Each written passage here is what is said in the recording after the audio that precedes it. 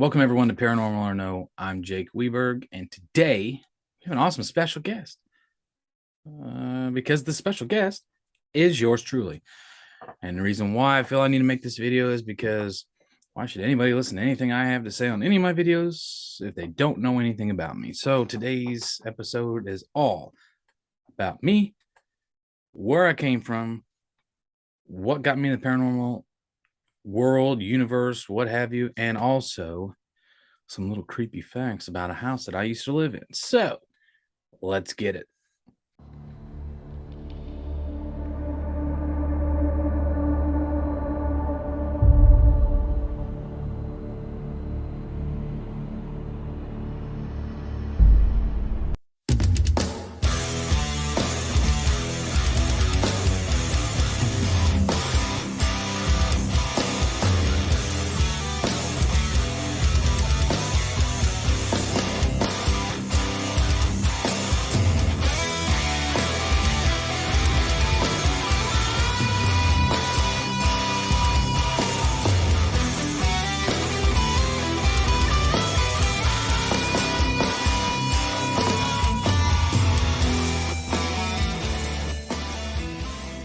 All right, everybody, time to get in the nitty gritty.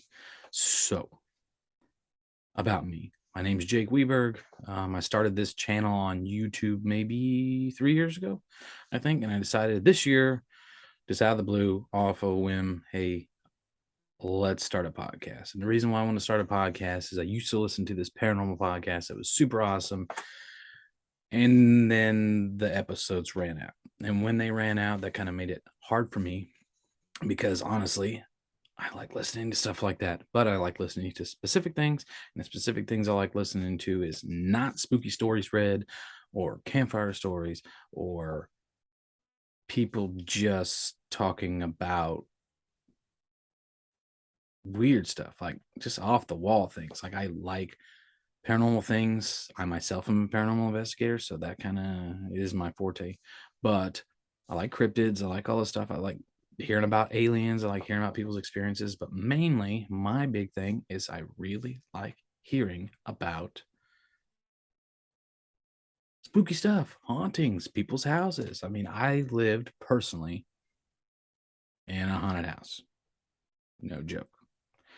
Uh, my kids didn't really like the haunted part of it, but they dealt with it. Um, my wife, sometimes she liked it, sometimes she didn't. But especially not when the little girl spirit thing came into play, because that was kind of creepy, like beyond creepy. But regardless, when it comes to the paranormal, I wasn't always big on the paranormal stuff. I had weird, creepy things happen when I was a kid. Everybody's always got that story. Oh man, they start their videos out. Oh, you know, and then this creepy thing happened to me. So then I had to find out why. And now my whole entire, life story is of finding out why. That's not me. I did find out some crazy things or see some crazy things when I was a kid, but not like out of the blue, crazy, like send me on this awesome journey. Instead, I used to wait tables at a country kitchen, believe it or not. A country kitchen. Yes, you heard that right. Country kitchen. There's like next to none of them left and none of them that are corporate. So they're all like privately owned. But that was a happening place. My aunt used to be the GM there. So it was awesome. I got a job young. Not only did I get a job young, but I was allowed to work some hours that are kind of questionable, like after she left. So I got to meet some characters that were of the questionable type. And some of these questionable characters that don't usually come out during the daytime hours like everybody else, some of them were paranormal investigators. And the paranormal investigators I met told me their stories. I sat and listened, while I'm rolling my silverware, doing all my cool stuff. And I got to listen to their stories and they intrigued me. Except the paranormal investigators that I ran across were not like the TAPS guys, the hardcore modern type paranormal investigators that you would think of today. Nothing like Ghost Adventures. Like these guys were kind of some whack jobs. However, they did go to some places that were kind of spooky. I mean, They had let's see, we went to a cemetery like the first night that I went out with them, and this cemetery was regular modern cemetery, but it did have a very old section. And in the old section, there was a really creepy, grown over mausoleum looking thing. And everybody's out breaking out the recorders. I went to Walmart and bought one that night, and I was like, oh, I'm going to use this. So I pushed, record, and we're all sitting there going through the motions, and I didn't experience nothing, not a single thing. However, when I went home and listened to my digital recorder, I about pissed my pants because some of the evil things that came across this digital recorder. Here's my story. Here's where it rolls in. I didn't have it as a kid, but then this moment, this is it. It set things in motion for me that set me on this journey. And here I am doing this awesome podcast through Zoom because coincidentally, Riverside FM, it's not working for me. Maybe it works for some of you, but it does not work for me. And I'm tired of contacting customer support. So that being said, we're doing this through Zoom. So I'm sorry if the audio is crappy. I'm sorry if the video is crappy. I'm trying my best to kind of stay focused on my camera because it's just me. But regardless,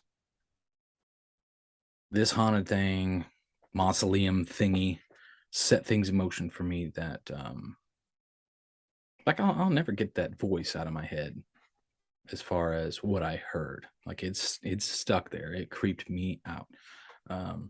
This dude, whoever buried this guy here, whether by his own money or someone else's, if you paid for this guy to be buried there, I'm sorry. Like, you probably should have gave him something a little less extravagant because he's rude. But regardless, so after that, I kind of started really creeping around, going to graveyards, going to places that were supposedly haunted. Places that, how we do starting off, you go to places that are not actually haunted, but there's a story just because they look creepy and everyone just passes it down and it plays the game of telephone and everything goes crazy. Yeah, that's the kind of fake haunted that I went to. But then I started happening on places that legit had stuff. Like I had a childhood friend that, and I'm sorry for my squeaky chair. This thing's really annoying. This childhood friend, I stayed the night at their place because we had a wrestling tournament. And him and his dad were taking us to the wrestling tournament the next day. So I sat there in the living room, just kind of orienting myself with the house. It was huge, but like really empty. And I asked him, like, what is that noise upstairs? Is there rooms upstairs? Because I kept hearing this weird shuffling noise. He said, no, there's just plants up there. He said, but there's a ghost in our house. And I thought he was joking. I was like, what? No, legit. There was a ghost in their house. And I watched them physically pick up a hard plastic vase. And it was plastic because the original one was glass or porcelain. And it didn't work out well. So after they set this vase up, I say the same time every night. Always happens. Crazy, right? We go and sit in the living room, and I'm trying to, we're playing video games, and I hear this thing fall down. I'm like, what? Okay, that's weird. He goes back up there, sets it up again, comes back downstairs, boom, knocks off again. And they just going about their day like it was no big deal. And so that gets me to kind of the point of my video today, minus the introduction. The point of my video today with my haunted house experience, because there's a lot of people out there that struggle to live in some of these haunted places, and some of them are bad haunted. Some of them got some things in there that are not so human or didn't used to be human. You know who you are. But regardless,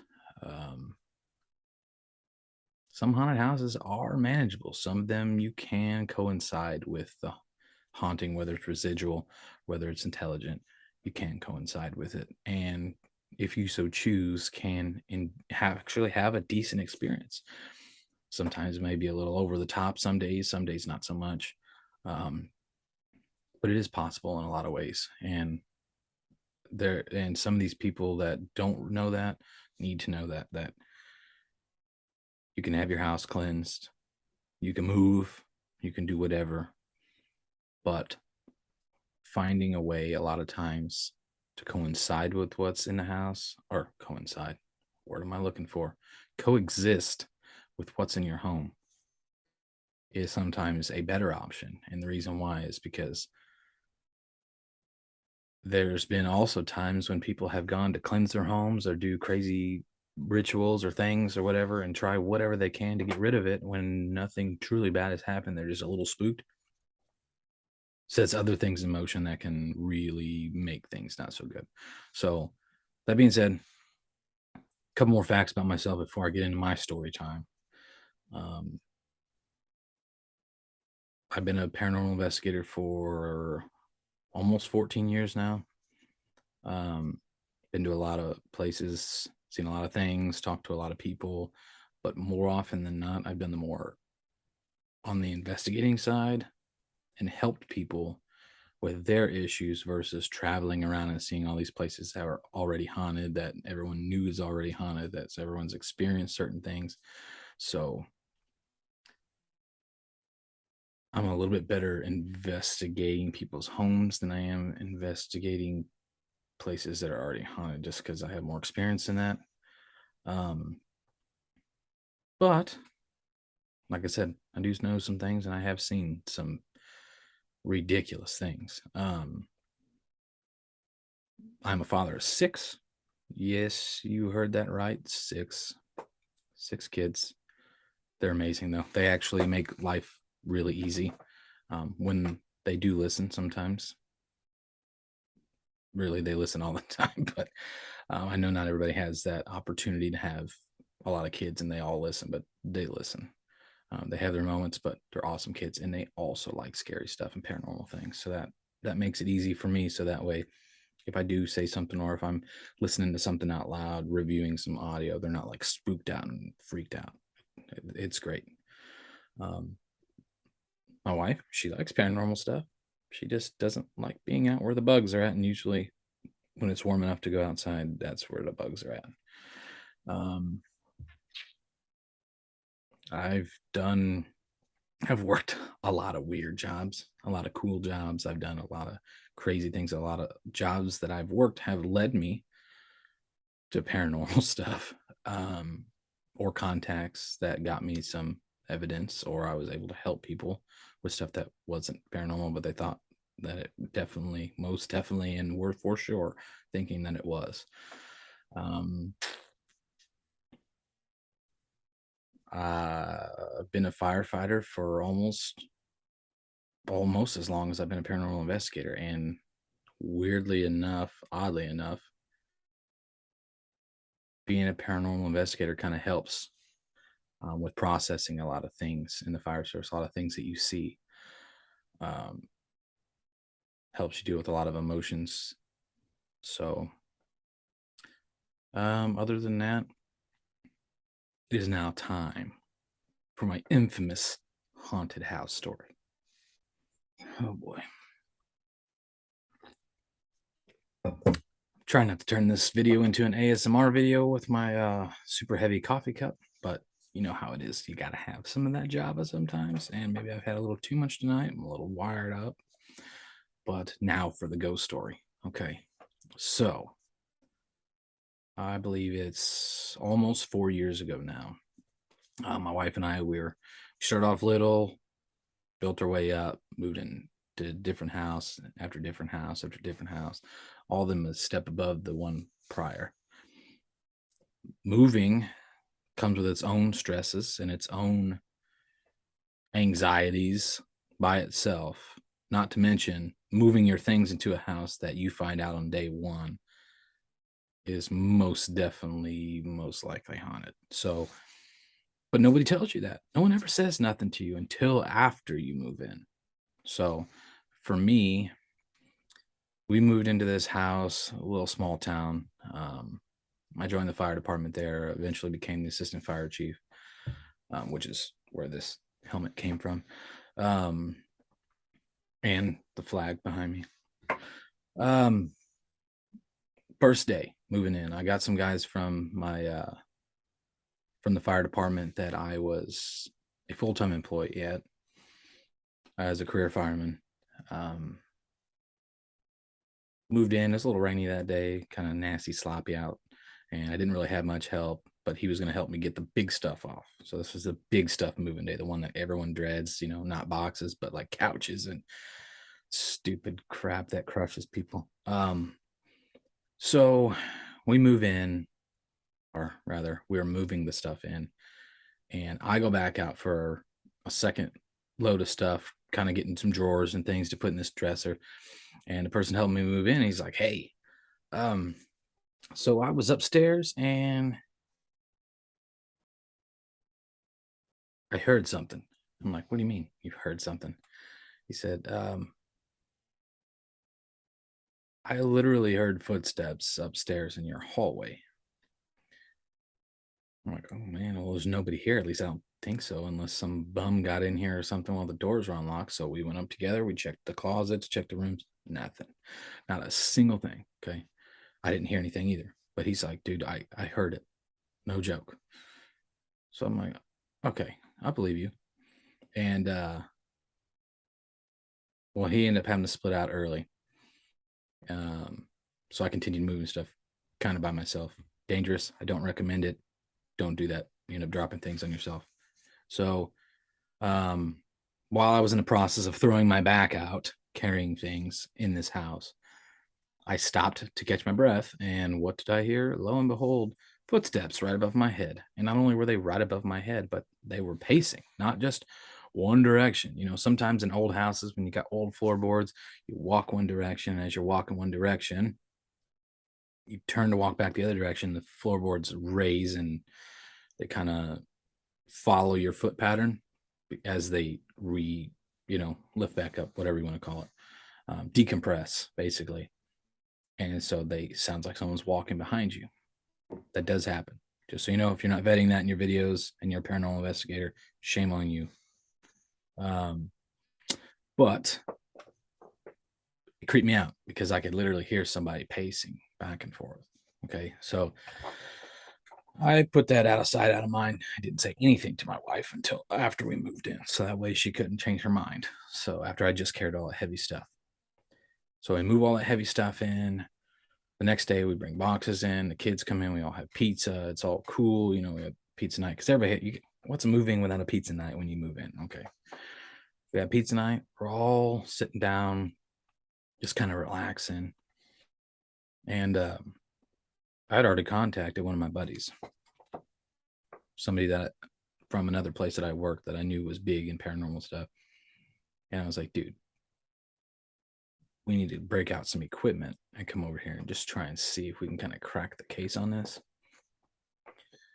Because you're always on the case whenever you're a paranormal investigator, I guess, whatever. So, wife's downstairs, just kind of playing games on her phone, got the volume like literally not on her phone. And we sat up here, we ran equipment, ran tests, did baseline readings, the whole shebang, right? Taking pictures, nothing. Didn't get nothing.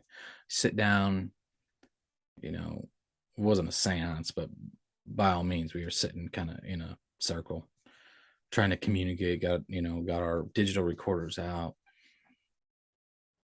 I didn't hear anything. He didn't hear anything. We did feel some little cold pockets and stuff, but sometimes those things can be explained at the time. I really didn't vet those as much as I could have. Could they have been paranormal? Sure. Could they have been drafts or breezes or whatever? Very well could have been. But when we went back to review audio, which is what you should always, always, always, always have two people or more listen to the same audio just to verify that you're not crazy and hearing things after hours of listening to audio. I heard a woman talking, but it was at like a distance. My wife hadn't been on the phone. She was not watching TV. We didn't even have TV hooked up at the time. There were no kids in the house. And so literally could hear it's not like an older lady talking. And didn't have neighbors anywhere close. It was like a 3-acre lot. So there was nobody close enough for us to pick up audio from that. But no joke, heard a woman talking in like a lower, older woman kind of voice. which was kind of cool. I mean, reviewing audio and then like, oh, well, that just adds to that and the footsteps. Maybe that's who's walking through our house. Who knows? Well, that was only the beginning. And trust me, for like, shoot, we were there maybe a year and a half, almost 2 years. For the entire time that we were there was always something happening. We captured, not really captured, but we saw shadows move across our living room while we're watching TV. And we had a parlor room, which we turned into a bedroom for my wife and I, had stained glass, and the light would be off in our room, and you could see shadows move behind the stained glass, which was really weird because there was literally nothing shining light on those windows. Let's see. I did some research on the property because I wanted to kind of know what was all going on. In this research, I uncovered that the house was from like the 1890s is when it was built. So, well, finished, I should say. 1890s. So post Civil War, but was built by a soldier in that participated in the Civil War. And then he then sold that house shortly after to somebody who also fought in the Civil War. So two Civil War soldiers, families, lived in that home prior to the long line of other people owning it and passing it down and splitting up the property. It was a farm at one point in time. They did raise crops there. This place was like a dream as far as the layout of the property. I mean, it was, which added to the overall weirdness. But we had blackberries, mulberries, we had gooseberries, we had berries galore. I mean, we had pecan trees, walnut trees, um, perfect soil for a garden. I mean, the first time I ever planted anything at this place, the garden took off like a jungle. Like it was insane, and large amounts, and they were good quality food. So it's definitely good stuff. And by all means, the land itself was not in great shape when we moved in, but I was able to kind of clean it up and mow it and turn it into a giant 3 acre like yard basically, which the kids absolutely loved, and it made for great gardening and also for me to get away and listen to paranormal podcasts while I'm mowing grass right before thunderstorms. Literally every time I mowed, it was a storm was moving in, which was pretty cool and relaxing. But back to the ghost stories. One of the first times I ever mowed the grass there really wigged me out because I'm mowing and my mower's not doing so good, and I'm looking and watching around, making sure my kids weren't coming out because no one wants to run over their child, or hit them with a rock or whatever. But this damn chair.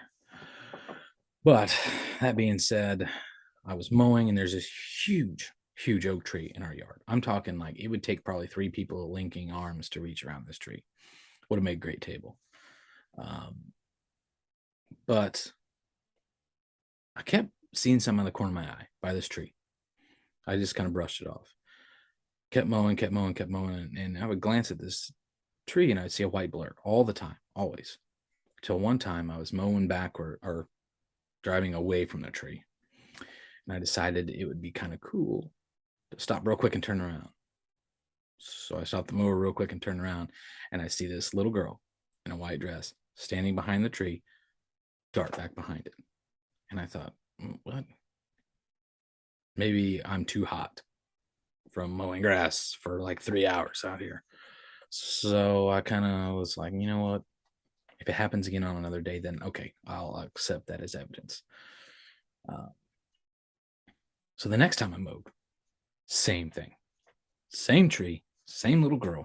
This time I seen her feet, and she was wearing some nice little white church shoes, like the kind you get, you wear for your first baptism or whatever. And everybody's got these, or not baptism, it would be your first Holy Communion, I guess. Nice white dress with the white little slick shoes, whatever. Nice frilly socks. But yeah, hiding behind a tree. And every time I look, boom, slip back behind there. And so in ways I was weirded out, but in other ways I was like, well, that's kind of nice. Hope that this spirit is nice. It's already, made more contact, at least visually, than the other things we found out. Uh, and the little girl spirit was a reoccurring thing for us. And when I say reoccurring, like all the time, like there's times that we would hear a little kid walking upstairs, like light footsteps, or like run down a hallway, or play with the kids' toys, like toys that should not have been on, like toys that had no batteries but were still turning on. Um, Playing with these kids' toys, and I would catch my youngest daughter up there upstairs talking to someone in this house, like playing. And I'm almost sure that it was probably this little girl. But along the lines of the little girl spirit, something weird started happening.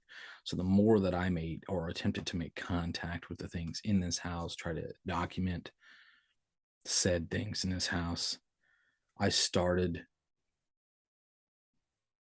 I don't know how to describe it, started getting in a weird state of mind with this property in this house, almost like an old fashioned thing. Like I literally just out of the blue, I was so obsessed with cleaning this place up. We didn't even own the place. It was just a rental property, but I got so obsessed with doing things on this property, cleaning it up, cutting back brush, mowing the grass, like it was like never ending for me. I'd build a fire every night out there and just burn brush, just hang out on the property. I was making cobblers and things with the berries on the place. I was looking up on YouTube and Google for as many things that I could do with the stuff on this property, with the berries, with the nuts, with everything. Smoking different meat with the trees on this place. So, um, if I don't know, I don't know how to describe it. It was weird. It was a weird state of mind, and like if I didn't get to accomplish something, man, I was down. Like I was almost borderline depressed if I didn't make some sort of progress on this place and clean it. Like I had a overall goal or a mission to get to, um, before I'd feel accomplished for the day.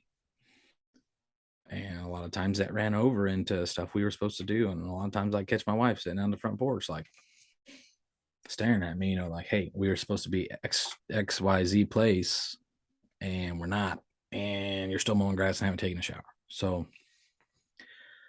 um, as we continued living in this place, weird things would happen. We'd still hear, the noise, the shadows, the stuff. And it was like almost like a residual haunting mixed with an intellectual, I don't know. It was the intelligence that came from these spirits was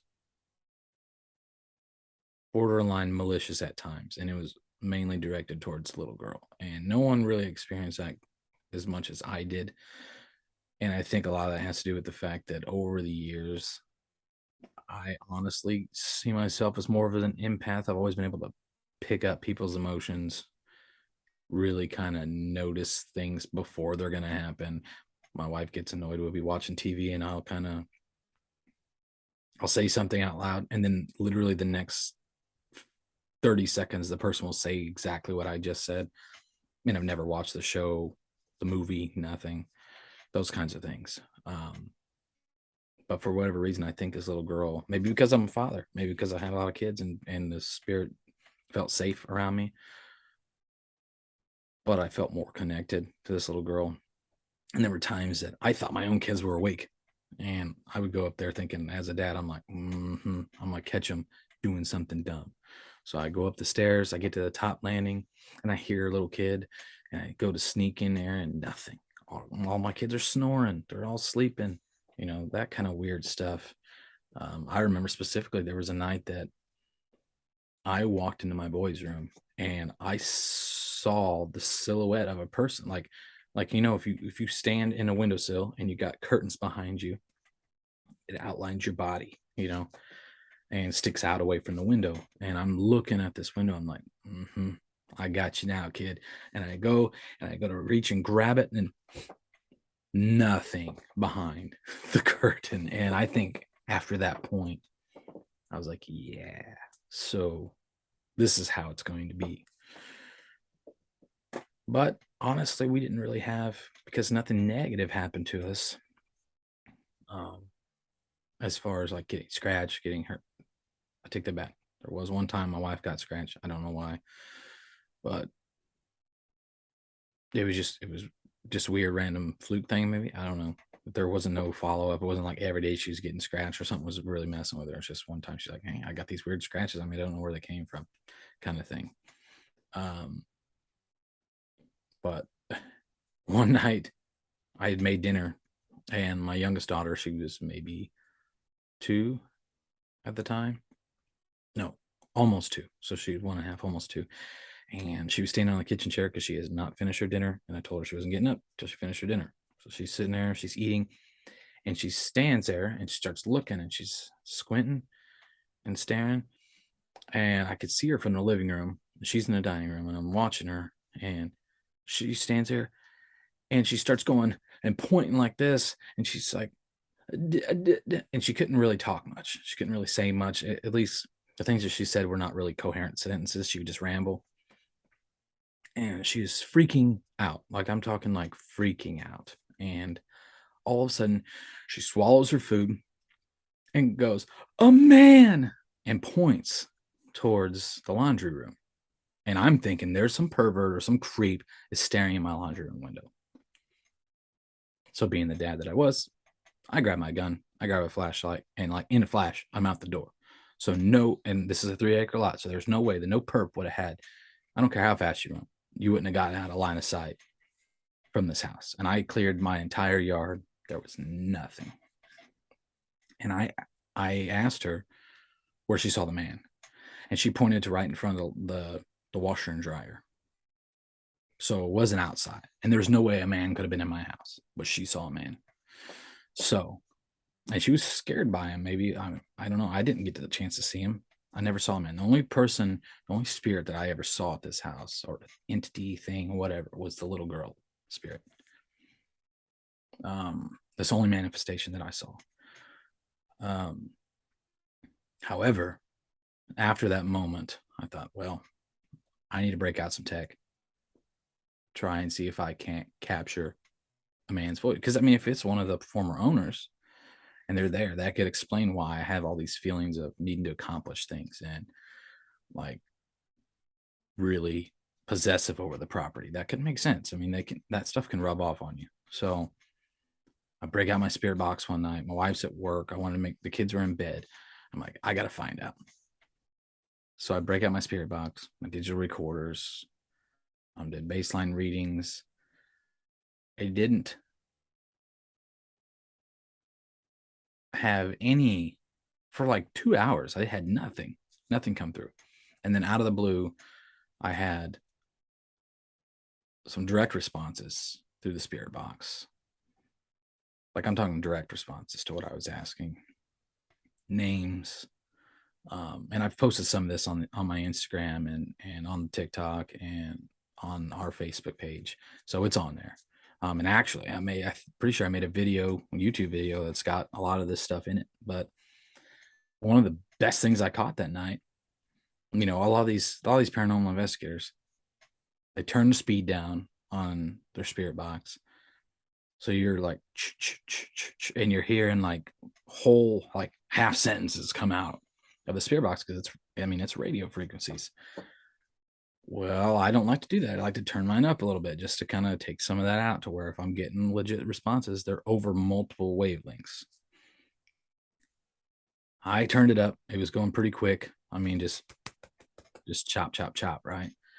And a guy comes over there and I hear, "Come here a second." I'm like, did I really just hear it? Same voice. And I got the clip. I posted it. And I was like, wow, that's kind of cool. I started asking about who's here, if there's anybody that's at the house wants to communicate. Get the voice Bob. I had a couple other little small responses. And so I was like, well, at least I'm able to communicate somewhat. By me doing that night, it kicked off a weird event with my wife to where we came home, or she came home from work. We laid down to go to sleep. I'm reviewing audio in bed, which I don't recommend it. It makes wives mad. Um, I'm listening to this audio, and she starts shaking me. She said, "Babe, babe, babe, babe, the girls are up." I'm like, "What?" She's like, "No, one of our girls is singing." I'm like, "Our girls don't sing when they go to bed. That's weird." She's like, "No, one of them's singing upstairs." I'm like, "Okay."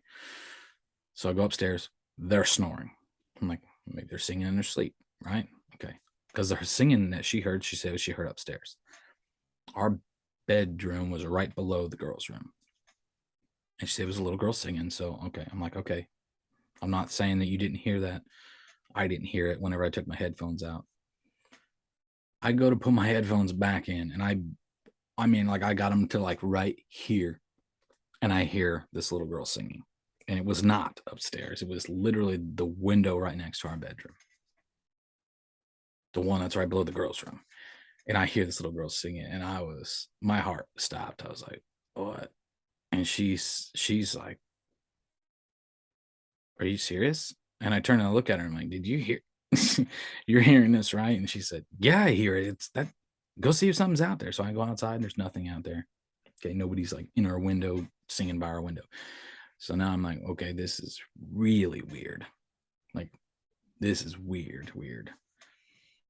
And so we go on. I mean, I was like, oh, I'm putting up my audio because I'm not going to listen to this crap and have this something. I mean, it's feeding. But I'm like, wait a second. Why is she outside? Why is she outside the house?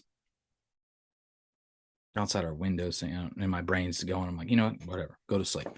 So I go to sleep, and then I tried to do, um,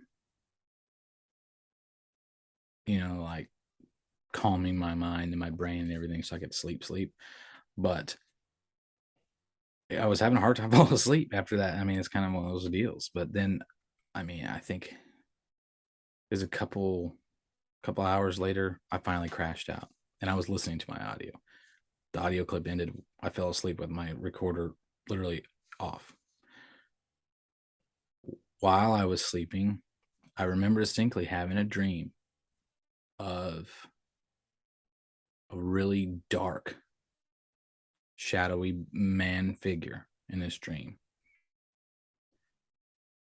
In this in this dream, this guy, pretty tall guy, pretty built dude, walked with kind of a weird limp, and weirdly enough, it matched the type of footsteps we always heard up and down those hallways upstairs. And in this dream, I see the little girl, full silhouette, but I'd never see her face. And that's the weirdest thing is I never seen this little girl's face. It was always like a blurry white, but I could see her dress plain as day, her stockings, her shoes, her hair, like her little bow that she had in her hair, everything plain as day. But never saw her face. It was always white. Always like a misty white face silhouette thing. Um, and on top of that, in this dream, every time the little girl would try to go outside, she'd get to the door and the man would walk behind her, put his hand on her hand, and hold the door shut. And she'd run to the other door and he would just be there. And so in this dream, I got a sense that this little girl was trapped in this house for whatever reason. So then, me being the paranormal investigator I have been, I start wondering the next day after I wake up. I'm trying to decode my dream. I'm trying to think, why is this coming to me now? And I'm thinking to myself, this is not the first time I felt like this little girl couldn't leave this place. Like there's a reason why she's here. And with any spirit, you don't want little, as humans in general, the thought of kids or their spirits being trapped in any way, shape, or form. It's not a good feeling. It's not a good thing knowing that. Um, and for me, for the next couple of weeks, it really set weird on me. And so I started finally in my mind, I came up to the conclusion. I'm like, I'm going to try and set this little girl free because I can't keep having that thought in the back of my head after that dream that something is holding her in this house. Because, like I said, the men spirits that were in this house, I mean, as far as what Scarlett's saying, she was terrified. And it takes a lot to terrify her. Like, just seeing a guy is not going to scare her. Seeing a man that she doesn't trust, or a man that um, seemed up to no good, would scare her, especially if he looked mean or whatever. Like I said, I've never seen this guy. In my dream, he was just a dark, tall, shadowy dude with it was like I can't even describe the hat, like a bowler, like a, not a tall top hat like Abraham Lincoln, but like shorter, like he had some money. Um, and so knowing that this little girl spirit could possibly be trapped in this house really irked me for a long time. And finally, I told myself, you know what? Enough's enough. I'm going to go upstairs in my kids' room because that's where little girl usually was the most. And I contribute that to my kids staying there. They got their toys there, that they're where they're always, I mean, that's where she felt comfortable or safest. So I go to my boys' room because that's where she was usually always at, or at least where I tend to find her. And I go in there one day and I had my wife, I told her, I said, look, keep the kids down here. Do not let them go upstairs. Let them stay quiet. I need to handle something personally. And I go and sit on my kid's bed. I close my eyes. I take some deep breaths. I kind of try and orient myself with the feeling of the room, to where if anything else, if I feel anything else weird, I know what to contribute it to. Um, and right away, I pick up the feeling of this little girl in this room.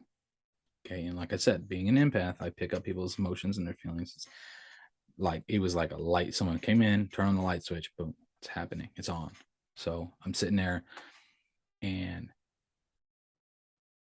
I feel, and this is so weird because up until this point, I had never felt the old guy or whatever, the man presence in this house. And the little girl was behind the curtains again. And this time I could see the curtains move. Couldn't see her silhouette. But when and there's no registers or nothing by this window, and the windows are all sealed up nice. We had plastic over them to keep the drafts from moving. And I feel the presence of the little girl, I feel the presence of the old man, and I physically see the curtains, kind of moving in and out. And so I'm like, okay, so we got a dynamic here, but why is this guy not in the room with me? Something's weird. Never once during this interaction did he cross the threshold of my children's room. Never once, which was weird. Um, I don't know if there's like a protective thing going on, or maybe this man knew this little girl, which is kind of the hunch that I got from it.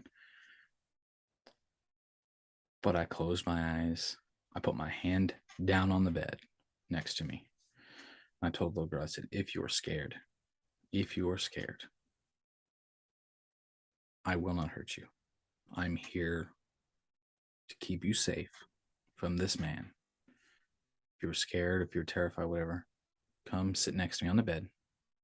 And I'm trying to keep my eyes from glazing over here, because it was probably, in all the years of paranormal investigating, this was definitely the most emotional experience I've ever had. And because I've worked with children in residential facilities, I have 6 children of my own. No one likes to feel like a child is scared or not safe or needs your help. And then also with fire service, a lot of bad things I've seen with kids. So this for me was super emotional. So um, I'm sitting there on the bed. I have my hand just kind of sitting next to me. Okay. And I closed my eyes and I was sitting there. I was just waiting. I'm hoping that she would feel comfortable enough to come sit next to me.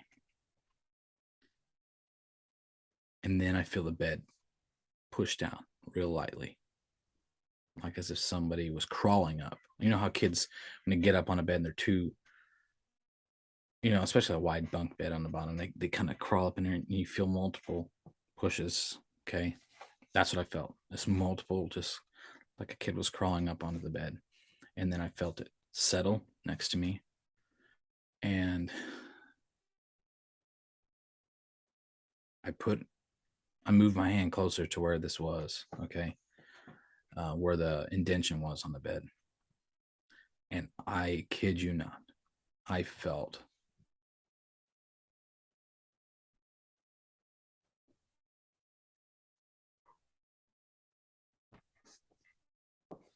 give me a second here. I felt little cold fingers slide over my hand, and I'm talking like if this is my hand, this is my hand. It's like they just kind of just set like this on top of my hand, and they were small kids' hands. Mm. And for a moment, I forgot, like completely forgot that this was a little kid's spirit that I was interacting with. And I reached over with my other hand, still my eyes still closed. And I reached over with my other hand and put my hand on top of her hand. And I told her, I said, it's going to be okay. No one's going to hurt you anymore. It was just weird. It just came out that way. It wasn't like I'd rehearsed it in my head. That's the way it came out. I said, I'm not going to let anything in this house hurt you anymore. If you want to go and be at peace, you can go and be at peace. I felt, so, like I said, this is the weirdest experience of my life. It's like if I had a balloon or an inflated bag between my hands, and then all the air just went nothing, and that was it. And I never felt the man, and I never felt the spirit of the little girl ever again in that house ever again. But we did find some weird things, and that goes on to my next um, topic of discussion before we eventually close things out here. Um, on the shed that I used to store all my lawnmowers, weed eaters, chainsaws, everything in. It was the weirdest.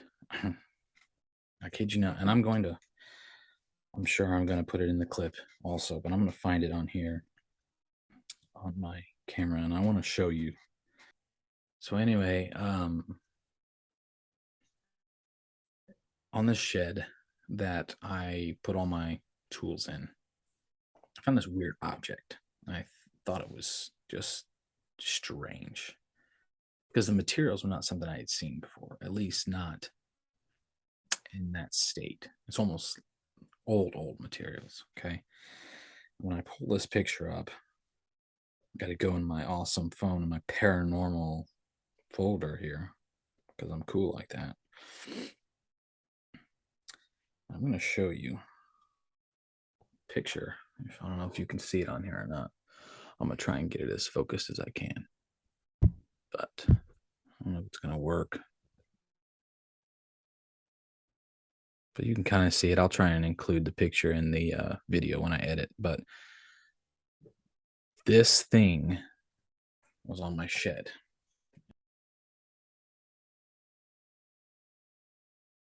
And the reason why it weirded me out is because after further investigation of this item, it was made with hand carved wooden beads. They were very rough, very intricate, but rough. Like you could tell they were hand carved. None of them were the same size. Um, there was patches of moss connected to it, so that was the square patches, and a bunch of other little bead-looking things on there, like natural objects, just in a circle, like a wreath. And I tried to contact different Facebook pages and ask them their professional opinion of what it was. Never heard nothing out of anybody. So one day, a woman contacted me and she said, oh, you got a good piece of history there. I said, what do you mean a good piece of history? And she says, that thing that I had was meant for protection, and it was put together by hand to ward off evil spirits. Okay. And she didn't give any other details from that. She said it's not the first one she's seen, but it was for protection to ward off evil spirits. She said, wherever it's at, leave it there. It's meant to be there. I'm like, okay. So I took it with a grain of salt, but then I started thinking there had been a lot of, before that house was built, there's a strong Native American history in the area. After the home was, and there was also some farms in that area that facilitated some underground railroad activity as far as being able to transport people from the south north, some temporary stopping areas and staging areas. And it just so happens that that property was one of them. Well, had somebody made something like that to ward off evil spirits, for me, I'm like, well, is it the Native American side? Is it the African American side? Is it the, I don't know.